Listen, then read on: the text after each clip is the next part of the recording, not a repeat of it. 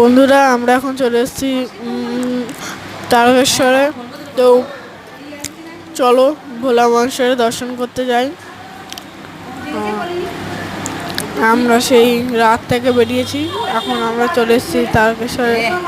তো দেখতে পাচ্ছেন যে এখানে তারকেশ্বরে কত লোকের ভিড়, ও লোকেদের মধ্যে দেখাই যাচ্ছে না সবাইকে। তো এখন আমরা ভোলা মহেশ্বরের মন্দিরে ঢুকে পড়েছি, কিন্তু এখানে ক্যামেরা ভিডিও করা নিষিদ্ধ। তাও আমি যা হোক করে ঠাকুরের দর্শন করা দেখাচ্ছি, কিন্তু আমি